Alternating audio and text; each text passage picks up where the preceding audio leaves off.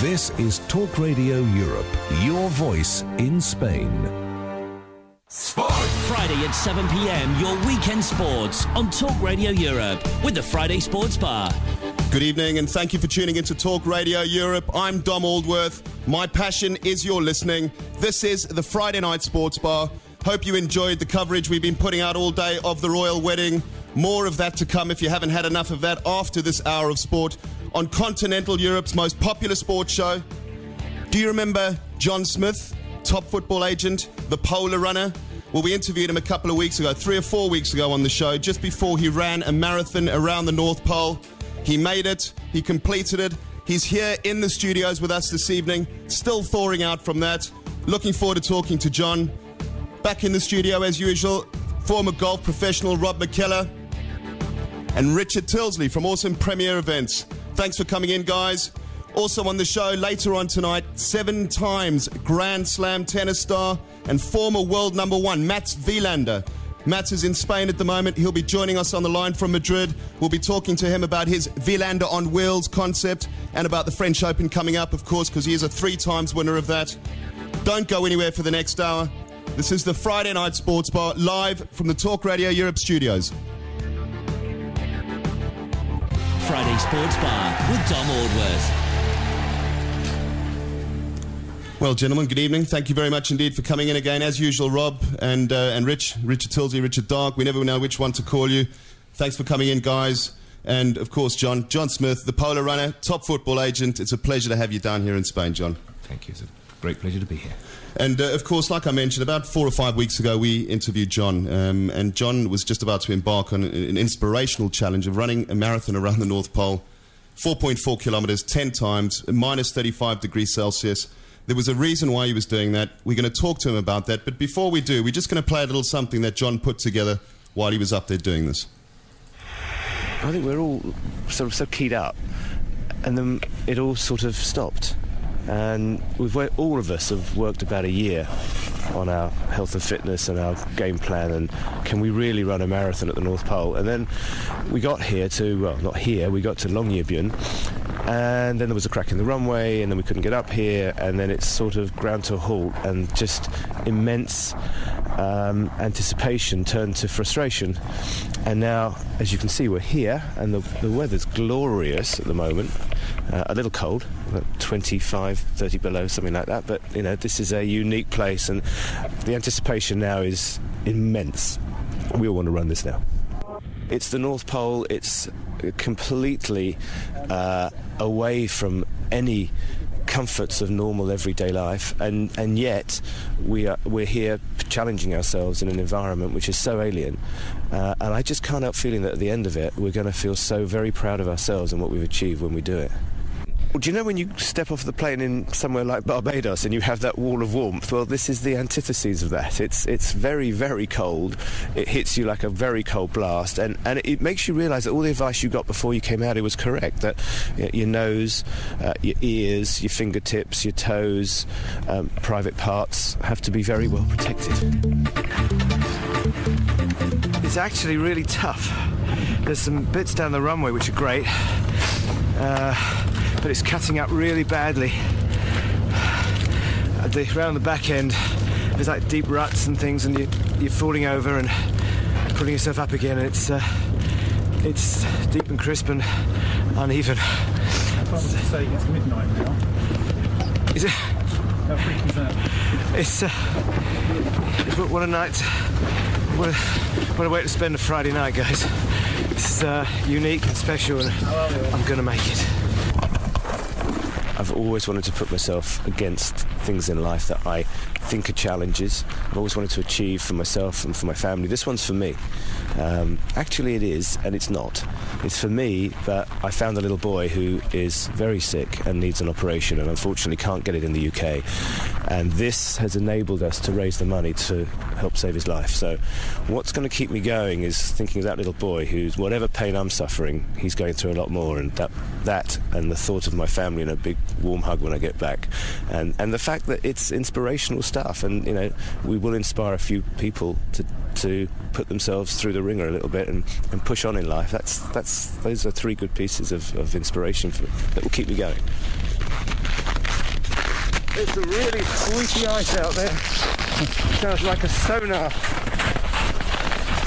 It's quite scary really when you're running on it, thinking that there's only a few feet of this stuff between me and the Arctic Ocean.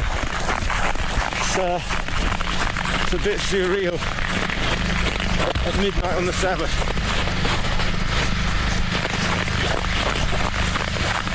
Absolutely the hardest thing I've ever done, and I envisaged this for a year, and out there it's harder.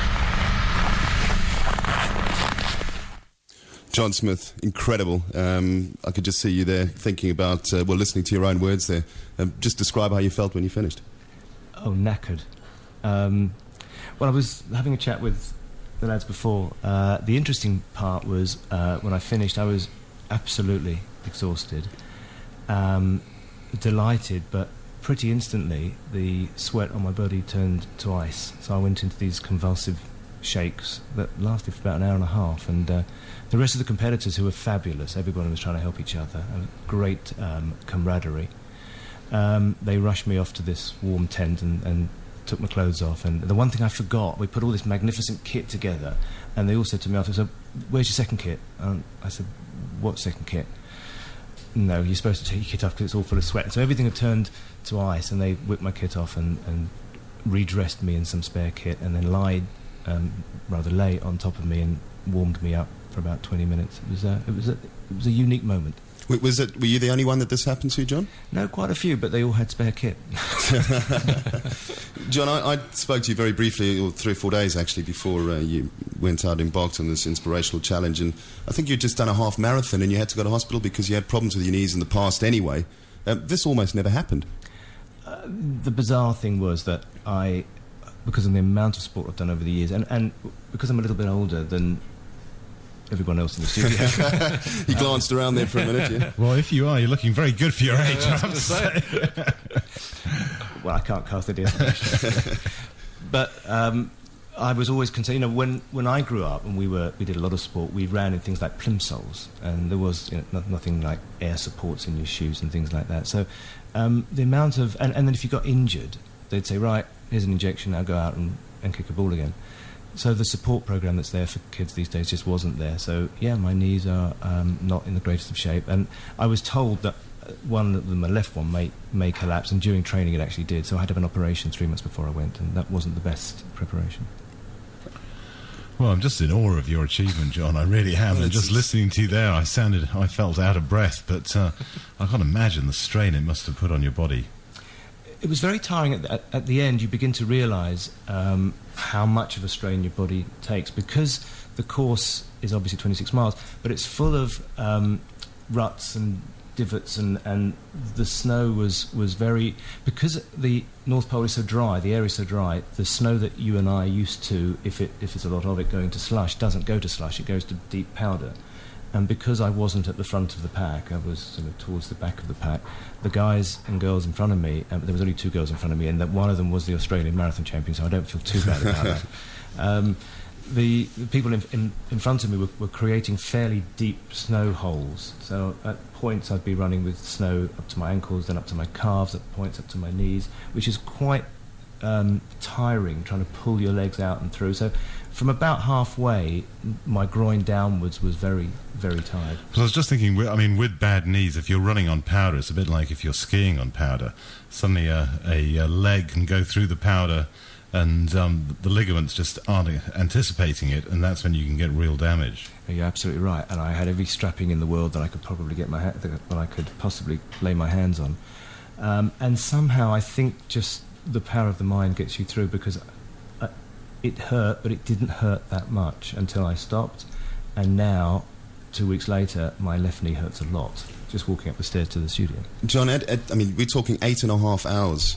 You were very lucky. The weather was very kind for you. Well, we're very kind, minus 35 degrees Celsius, but you had some terrific weather while you were up there, not too much snow or anything like that.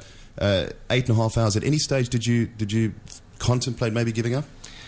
No, I never wanted to give up. Lap 1 was fine. Lap 2, I'd always was going to come in and refuel, because we couldn't carry any sustenance with us because it would have frozen.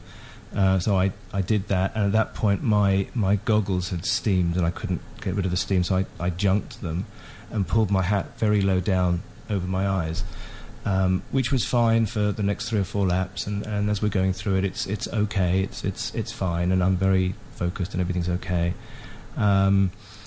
At lap 8 or 9, my right eye started freezing. The layers of moisture above my right eyebrow started dropping onto my eyelashes, and they froze. And pretty much instantly, the same thing happened on my left. And then a few minutes later, both eyes just shut.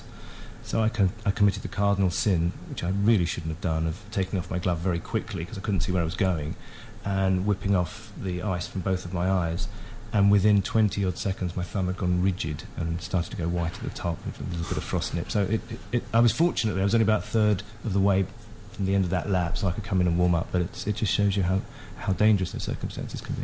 Well, for those of you listening to this, his team took a nice little DVD. It's only 7.5 minutes or so, and it's on YouTube. You can find this on YouTube. And it's Jon Smith North Pole Run, I think, if you type in under YouTube. And there's a nice little 7.5 minute video of John while he's there. I think that's correct. Is it John North Pole Run? Your son posted North that, Pole didn't Run. My son did it. My son Ross did it. It's either North Pole Runner or Polar Runner. If you type in Polar Runner on Google, I think North Pole Run under YouTube is when you'll definitely see that, and it is certainly well worth watching because it's an extraordinary challenge. A certain Prince Harry was up there as well, similar time to you as well, was it? Yeah, in fact, it was our plane that picked him up and took him back. What had happened is that the runway that the Russian meteorological site had dug wasn't a meteorological site, it was a military site actually, but they created this runway which had cracked, and so he couldn't get out, so he was stuck there for 3 or 4 days, and the plane bringing us in actually took him home. There was another deep reason why this was done. Of course, you chose to do this challenge before, but then you attached a little something personal as well. Something that we have spoken about, a young 7-year-old boy, Alex Field. You raised a staggering $150,000 US to send Alex for some special treatment in the States. Tell us how Alex is doing. Alex is doing okay. I mean, he now needs the treatment. He's got multiple brain tumours and collusions. The NHS in Britain have been very supportive and very helpful, but the cost of the drug treatment is just too much. So he won't be able to receive a great deal more treatment. So his life could be very short. Now with the treatment that's available, which is an enzyme-based treatment in America, we've got enough money, we can send him across there. There's 2 centres, one in Boston and one in California, and his chemotherapy is keeping him in a reasonable place, and with a bit of luck he'll be across there in June or July. And we certainly wish Alex well, and I mean, all of this incredible journey that you've been on to do this for Alex is, I think I said to you before, the world is a better place for people like you, John. What we're going to do now, we're going to move on from this. It's been a pleasure to talk to you about this incredible achievement.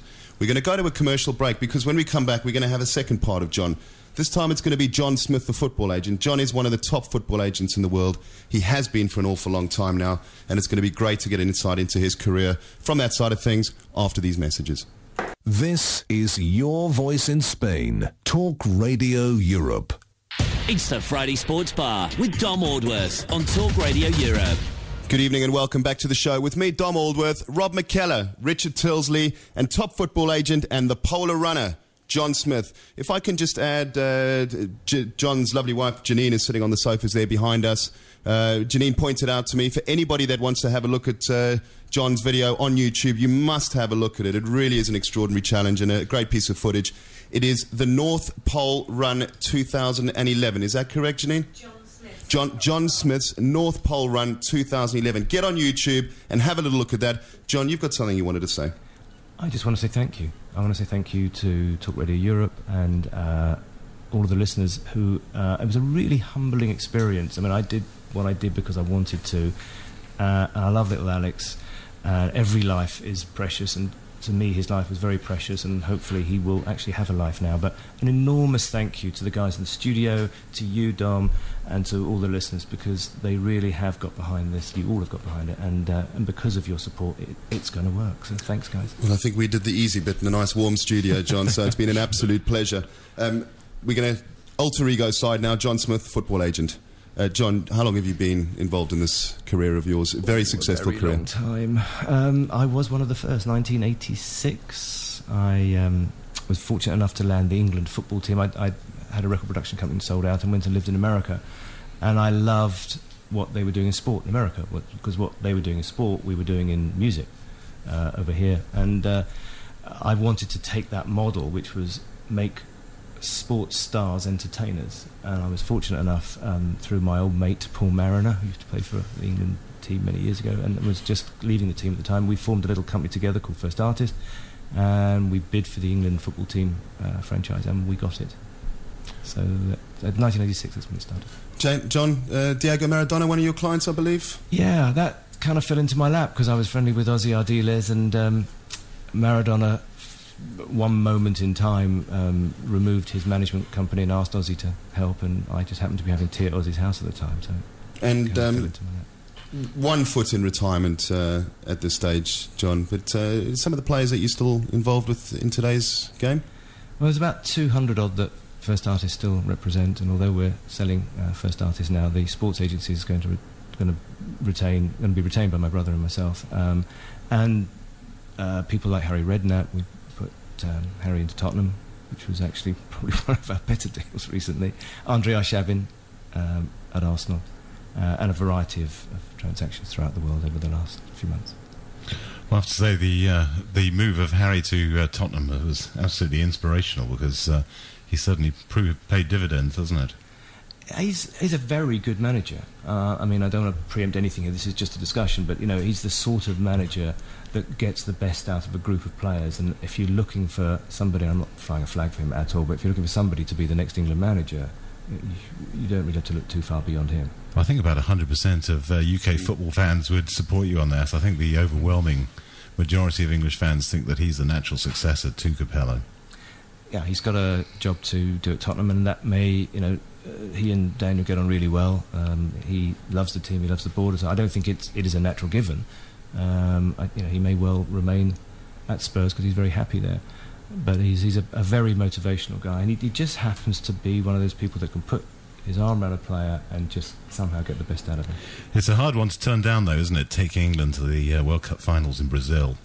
It doesn't get any sexier than that now, does it? It is one of those iconic moments, and that may or may not happen. But yes, it would. If I was a football manager, that's the place I'd want to manage my team in. You must have seen football change that of all recognition, really, because it's totally turned into a corporate event now, whereas the times you were talking about, which I do remember, sadly, especially with Paul Mariner, it was a totally different game, wasn't it? It was, I mean, Harry, when I watched him play right wing in West Ham, and it was when I first started watching football, and from where he played, for 50 quid a week, which is probably the maximum you were allowed in those days, now players are getting millions. It's unbelievable. Okay, I'm going to try not to make this a soapbox, but I was part of that cabal that helped create the Premier League in '92, and I genuinely believed, and still believe, that football is the greatest entertainment on this planet. And I know our host here may disagree with the shape of the ball. So that's because I don't disagree with that comment, though. Absolutely not. It's and it just, I find it still quite astonishing when people say, I can't believe how much these people are being paid. It is a huge business. It drives billions globally, not just through turnstiles and not just through TV rights, but through advertising, merchandising, marketing, etc. And the guys at the top of it who are generating these billions deserve to be paid their billions. I mean, there are issues. There are things like wage drag. I want what he's on, and perhaps they shouldn't be in those leagues. But this is a fabulous industry that we have created. But yeah, Robert, you're right. It's very I agree with you 100%. When you were watching. Yeah, I wasn't arguing against them being paid. I just thought the life of Harry Redknapp when he started as a footballer compared to his life now as a manager must be just chalk and cheese. And it's fascinating when you sit down occasionally with him, and we've, for instance, taken Harry into Tottenham, and then in various occasions during his tenure at Tottenham, we've been negotiating with him and Daniel for players coming in, and we're on the other side of that. So, and seeing the sort of money that they are earning is enormous, and I think we need to keep it in perspective, though, because we're talking about the TV rights package currently. So, we watched this magnificent wedding this afternoon. I loved it. It was just, the whole thing was great. And I was listening to the guy on the BBC saying this is going out to 180 countries around the world. The Premier League sells to more countries every week than that. Well, that's a fascinating insight. I mean, this is a debate that rages on across every single bar on the planet. Professional players getting too much money. We've just heard it from somebody that knows everything that goes on inside. Thanks for that frank opinion there, John. John, I'm sure there's some listeners out there that want to know who you support. Well, by religion, I support Arsenal. And it's also the way I was brought. You can't. It is a business, and I do what I do for my clients or the club that I'm working for. But it's the first result I look for every week. Unfortunately, the whole long-suffering Spurs fans is now drifting over towards the Emirates side of things. Long-suffering Arsenal fans. I mean, they play such magnificent football. Why can Arsene Wenger not deliver a trophy? I mean, we're talking maybe 5 weeks ago. He was still in the running for 4 of the trophies. What's going on there? Well, I was going to say, John, can't you find him a good defender? Because I think that's what they're lacking. Central midfield would be good. You probably hit the nail on the head. If you look at the Arsenal squad, and I'm fortunate enough to watch a lot of their games too, it's the spine. It looks like the goalkeeper issue may be resolved. So we're now looking at potentially, I think he'll look at signing a British centre-back. And then, of course, it depends what happens, whether Cesc stays, whether there's a midfield. I mean, he's got a number of options. He probably needs another striker. But if you look at some of the options that he plays, for instance, in the first leg against Barcelona, when he brought on Nicholas Bentner, which I know isn't everybody's favourite, is not everybody's favourite, but he takes defenders with him. He opens the door for Nasri to cut in and come through behind, and for Arshavin to play wide. He's got a number of options there, so I just think he needs to tidy up the middle spine of the team. Do you think that maybe Arsene Wenger's record at Arsenal has been flattered by the excellent defence he inherited? I think it's a very good point. I think he absolutely inherited a magnificent defence, and it certainly helped him win trophies in the beginning of his tenure. Yes, and he did build the Invincibles, though, didn't he? I mean, they built that from scratch. Well, the other thing I was going to say, I think that he was helping French, and at the time there was some very, very talented French players coming to the fore who naturally found an outlet in British football through Arsenal because of Wenger. And it's interesting, there's not many players that he's sold that have gone on to do very much after they've left Arsenal. If you look from Vieira, maybe.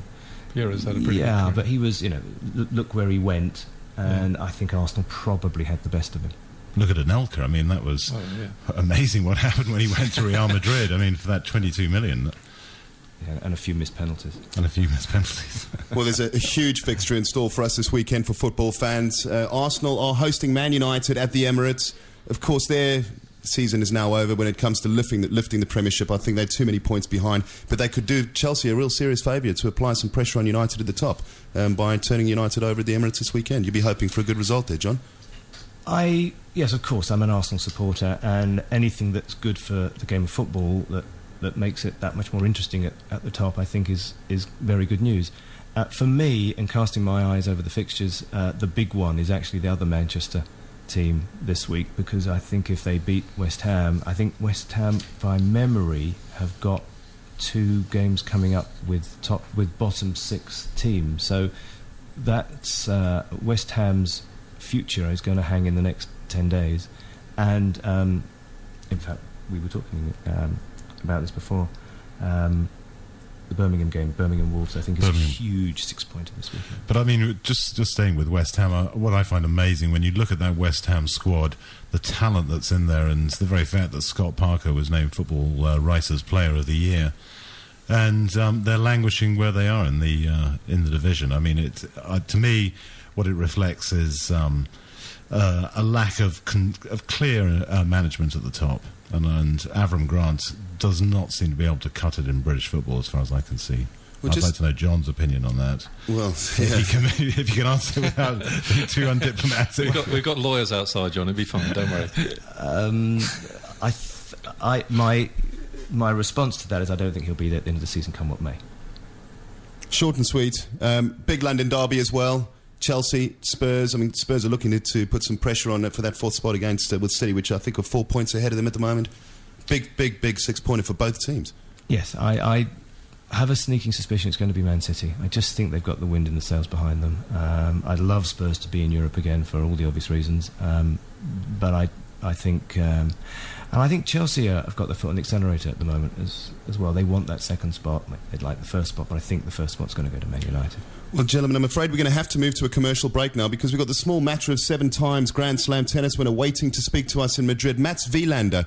So we're going to go to some messages. If we've got a bit of time at the end of the show, we're just going to run through the Premiership fixtures that we got to look forward to this weekend, touch a little bit on the Champions League as well. Of course, Barcelona 2-0 against Real Madrid at the Bernabeu, and United a superb 2-0 win as well in the first leg. So we'll see you after this break. Talk Radio Europe. Friday Sports Bar with Dom Aldworth.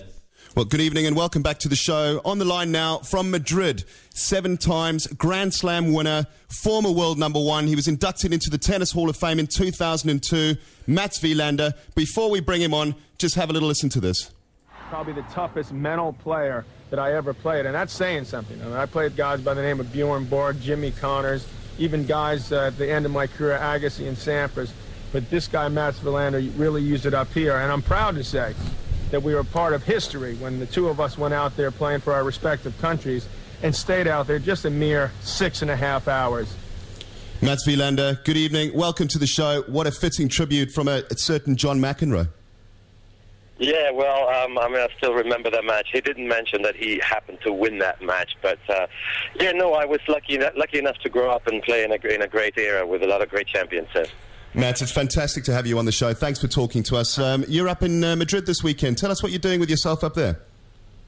Well, I'm here at the Mutua Madrid Open, big tennis tournament with the best Rafael Nadal, Roger Federer, and the Caroline Wozniacki and Maria Sharapova. So it's a combined event. I'm working for Eurosport and doing some interviews and some TV stuff. Well, fantastic. It's only a little brief visit for you.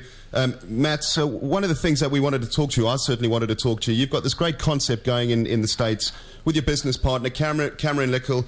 It's called the WOW Experience, Wilander on Wheels. Tell us about that.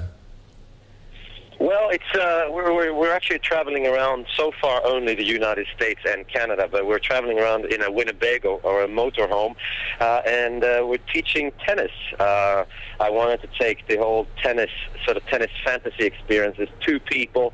I used to do it where people get on a plane and you go to some fancy hotel in Hawaii or even in Marbella, but it costs money and people can't afford most of it. So we go to their clubs or to their private courts and we conduct very exclusive clinics for very affordable prices. So it's a fun thing. I love camping and I love teaching tennis. So I've have both of the best of both worlds right now. It's great. And it does look very fun. You've got a fantastic website, www.wilanderonwheels.com. There's lots of good video of you and Cameron on the road. Cameron, of course, Mats, you're very famous around the world, through your achievements on the tennis courts, former world number 1, 7 times Grand Slam winner. Tell us a little bit about Cameron's background and how he came to work with you.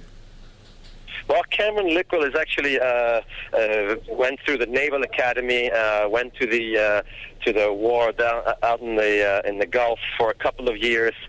He's a nuclear engineer, and he decided at some crazy night in the Gulf where something bad happened aboard one of the ships. He decided that he didn't want to die, and he wants to pursue his dream of playing professional tennis. So he started playing tennis seriously. Played number 1 for the Navy, and then I met him in Sun Valley, Idaho one day, and we hit some balls, and I told him about my idea, and he was game. So he's basically the brains behind the operation, and I'm the guy out there just having fun. And I think most people that spent as much time together in a camper van as you guys do would probably end up killing each other, but you seem to have a real nice understanding and a lot of fun together.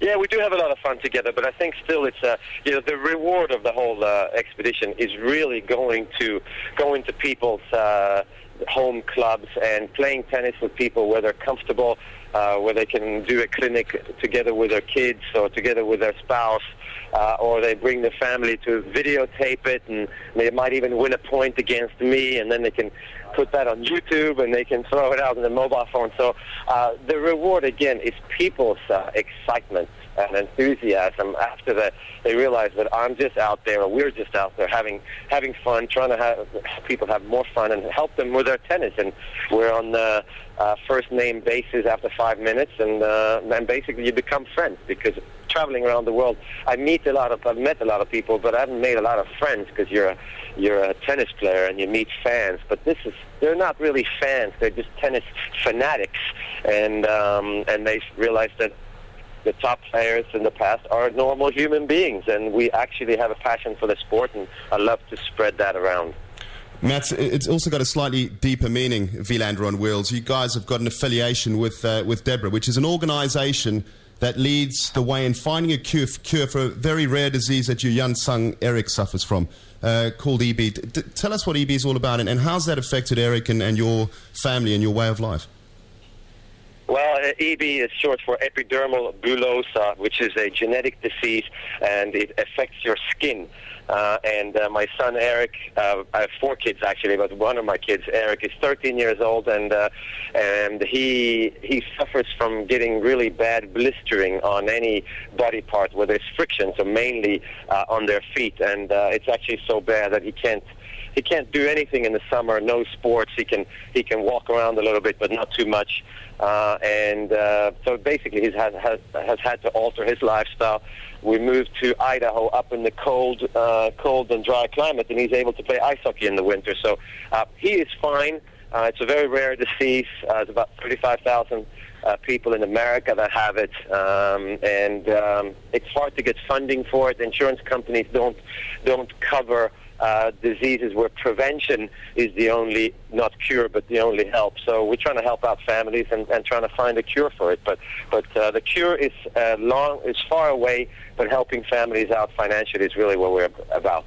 Well, we sincerely wish you well in your efforts with Deborah to try and find a cure for this, Mats. Mats, I see Wilander on Wheels is coming to Europe, although just temporary, during the French Open, which is pretty much like going to home for you because you've won the tournament 3 times. Have you got any thoughts of maybe doing a more permanent program throughout Europe during the summer? Not this year, most probably, but yeah, in the future we'd like to go around the whole world and do it.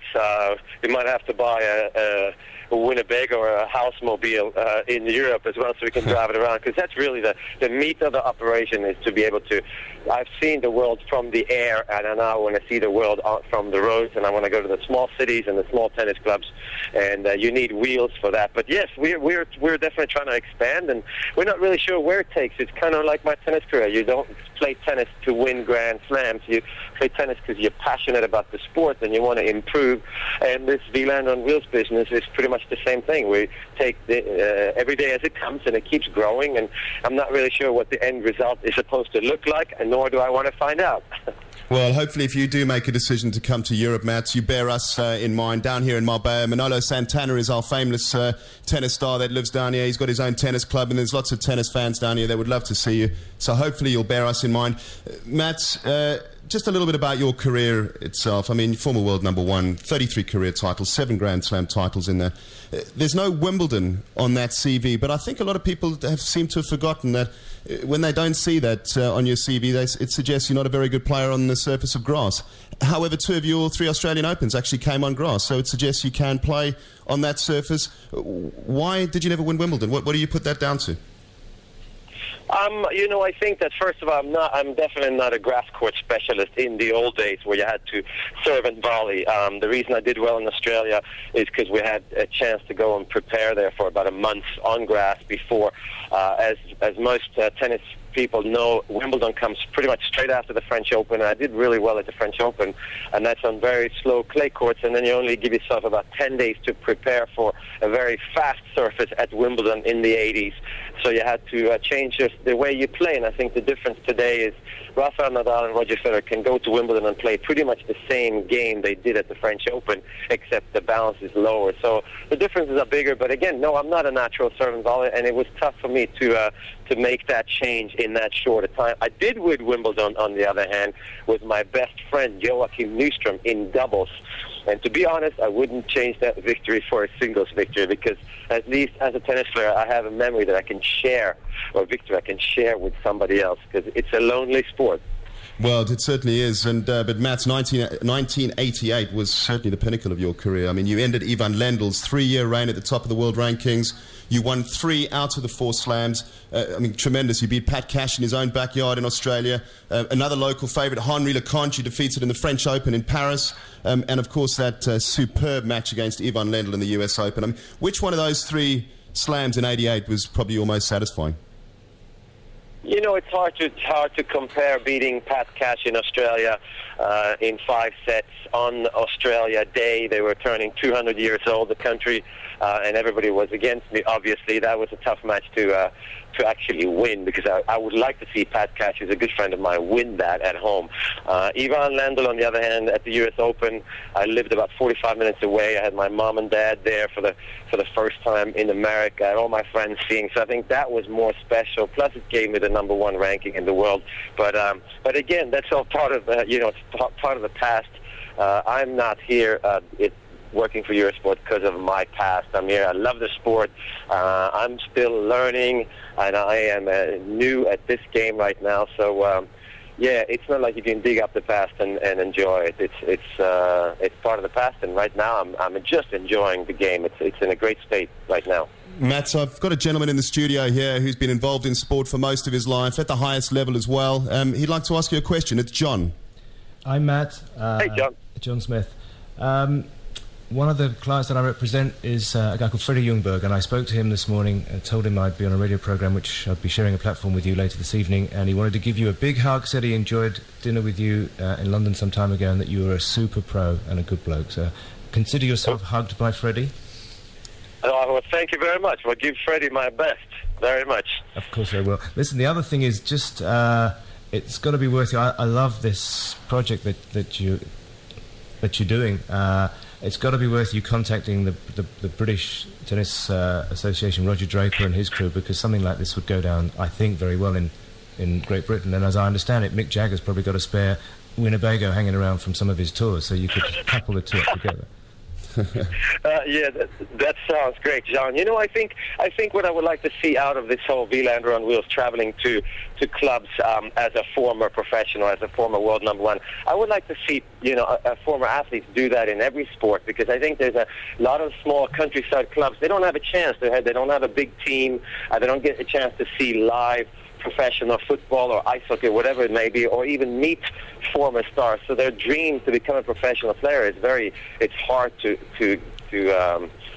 catch, really. So I think that every sport should have somebody out there promoting the sport, but also giving the kids something to touch when it comes to professional athletes.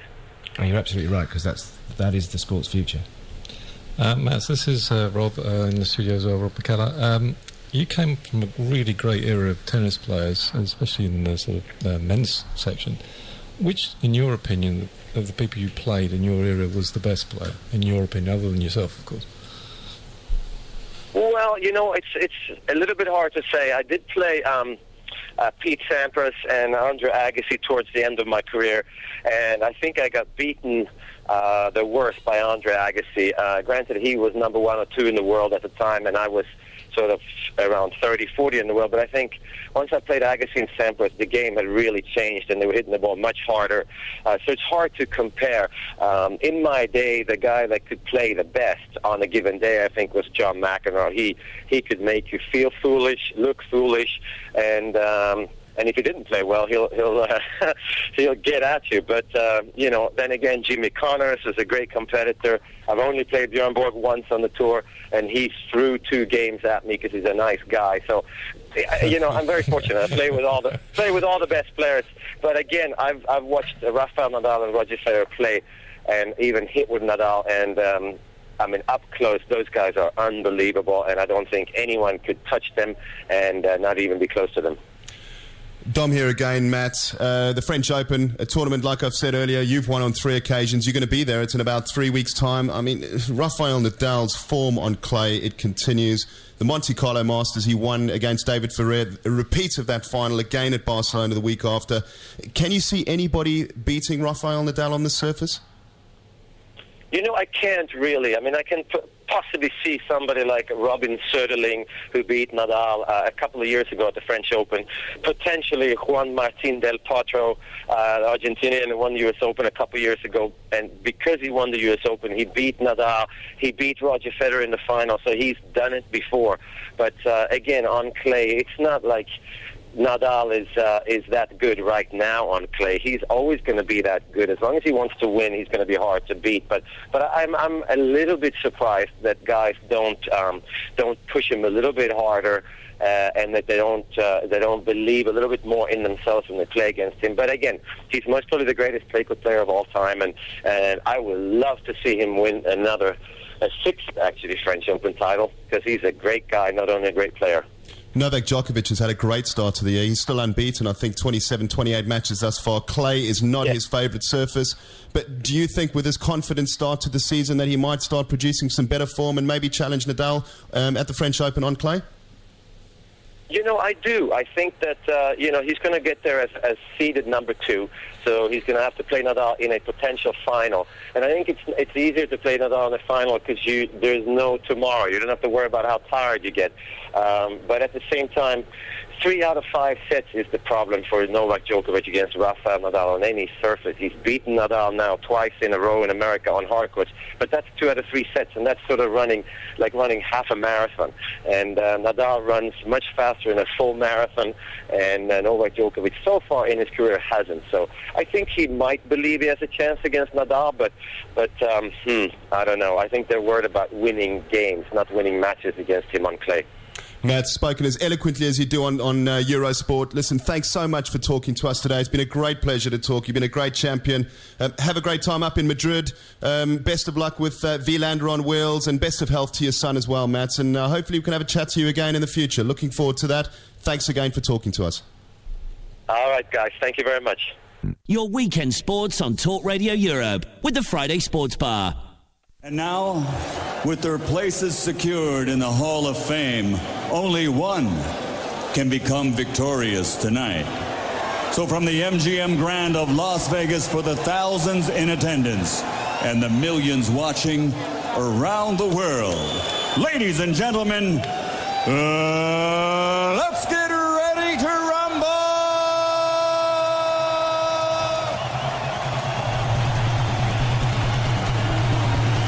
Head trainer brother Nazim Richardson, wearing black with aqua, official weight 147 pounds, professional record 46 victories, including 39 knockouts, with 5 defeats and 1 no decision. From Pomona, California, the former lightweight world champion, former junior middleweight world champion, and the current 3-time welterweight champion of the world, Sugar Shane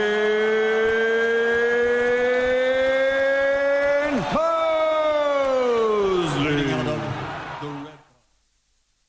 Boxing fans, that one's for you. That is next Saturday in Vegas. Manny Pacquiao, 8-division world champion, taking on Sugar Shane Mosley, a 3-division world champion. The WBO welterweight championship at stake there. I have already spoken to Sugar Shane Mosley about the fight taking place next Saturday. Tune into the Friday Night Sports Bar and hear what he has to say. Boxing fans, guys, are you looking forward to that? That's going to be a great fight, isn't it? I mean, any fight with Pacquiao is worth watching, and plus, Pacquiao versus Mosley, that's going to be a cracker. Yeah, I mean, 2 living legends. I suppose one would argue that Mosley's probably just the wrong side. Well, he's approaching 40 now, but tremendous fight at the age of 37 against Margarito as the underdog, and he proceeded to pummel him for 9 rounds and eventually knock him out as the underdog. So he knows exactly what territory he's in, and he's been there before, and he can do it again. Well, against Pacquiao, I mean, he really is an animal in the ring, and I must say, I mean, perhaps one of the most ferocious boxers that we've seen for some time. Well, I can't wait for that. That's next Saturday, but the interview with Sugar Shane Mosley on the Friday Night Sports Bar next Friday. Tune in for that. Gentlemen, shall we just have wrap the show up for the last 5 minutes, just talking a bit about Premiership football again and what we've got to look forward to this weekend. I mean, John, you picked out a fixture there. West Ham. West Ham really need to win, don't they? Actually, if you look at the fixtures, there's 3 or 4 that are key. I mean, I've just put a ring around another one there. Blackburn, Bolton. I mean, you wouldn't have picked Blackburn at the start of the season to be fighting for Premier League survival. And that's where they are now. I mean, they're absolutely down there. It's 3 from 6 as I see it. So Birmingham Wolves, as Richard was saying, absolute 6-pointer. Man City, West Ham. I mean, I think it's pretty pivotal for West Ham, because if they win it, the mental high is going to carry them through the next two fixtures. If they lose it, I think they're on a slippery slope. Well, there's only 9 points separating the bottom 10. I mean, that's a very tight finish for anybody who's bordering on the relegation zone, isn't it? And John mentioned Blackburn, and I'm absolutely convinced Blackburn would not be in the situation if Sam Allardyce was still the manager. And I think the new owners of Blackburn must seriously be ruining their decision they made to get rid of him a few months back. Talking about managers, big London derby, as we did mention early, Chelsea Spurs. Do you think Ancelotti's job is safe for Chelsea, John? Or do you think he's going to be booking a holiday? No, I don't think it's safe. No. I mean, it's obviously I'm not party to that decision as we sit here, but from dispatches and from rumours and various quarters, I would think he will be somewhere else at the end of the season. Sure, well, the track record certainly supports that for Chelsea managers, and you might be able to comment on this. Bit of speculation, Gus Hiddink and Marco van Basten might be in line to do a double act for Chelsea. Yeah, I heard that over dinner last night. From a very reliable source, I might add. Inside information. Your team, Richard, Wolverhampton Wanderers. Well, that is a really crucial game, and we were woeful in our 3-0 defeat at Stoke midweek. We beat Birmingham a little earlier in the season at home, but Birmingham are also fighting for their survival in the Premiership, and it's not going to be an easy game. And I think if we get a 1-1 draw at the end of it, we'll have done extremely well. It's amazing. You can pick any one of the teams at the moment. You can't guarantee they're going to win, apart from Man U, probably. Pretty much any team is defeatable this season, which is incredible. Usually at this stage, you've got one completely adrift at the bottom, and there's fights for the next 2 spots. But at the moment, it's fight for any spot. West Ham could end up in the middle of the table if they win the last 3 games. Incredible. Well, we discussed this 2 to 3 weeks ago. Maybe John can actually give the answer to us. Has a side ever been relegated having won a trophy? For example, Birmingham. I mean, they're in a position where they could get relegated, holding the League Cup. I was actually going to jump in straight away and say no, but I'm hesitant because something in my brain tells me somebody did actually. Didn't Portsmouth? No, I don't think Portsmouth got relegated. I think Sheffield Wednesday got 2 finals in 91, 92, and I think they got relegated that season. I think Middlesbrough also achieved the same feat about 97, 98, and they got relegated as well. I don't think Birmingham are going down actually. I think there's I think Blackburn's running is awful. I think they've got to be, and I have to echo sentiments that Richard just said as well. I think Blackpool, it would be really unlucky. That's the wrong expression. I think everyone has loved the way that Holloway and his team have actually had a go at it this year, and I think they'd be sad, but they're on a complete precipice. And also his post-match interviews are just so entertaining. They're as entertaining as the football Blackpool play. Most entertaining team this season for sure. Gentlemen, as all good things have to come to an end, unfortunately it is that time. Jon Smith, what a great guy. Been a pleasure to have you on and get your opinions. Richard Tilsley, as usual, dare I say a pleasure. Rob McKellar, hopefully we'll have you guys back next week. Mats Wilander, thank you for listening. On Talk Radio Europe, your voice in Spain. The international news on the hour, brought to you by Yuska Bank Gibraltar. And today sealed their love with not 1 but 2 kisses on Buckingham Palace's famous balcony. Some 500,000 well-wishers roared their approval along the Mall. Following a fly past, the newlyweds headed back inside, the princess giving one last smile and glancing over her shoulder at the sea of people. A congregation of 1,900 turned up to Westminster Abbey to watch the pair exchange vows this morning. Celebrities included David and Victoria Beckham, Sir Elton John, Madonna's ex-husband Guy Ritchie, Rowan Atkinson and singer Joss Stone. Crowds of well-wishers packed into the streets surrounding the Abbey. These tourists are camped out since dawn. We pushed right to the front and we've been there all day and it's been crazy. Favourite moment was when Kate was almost in the church and turned back to wave for a 3rd time.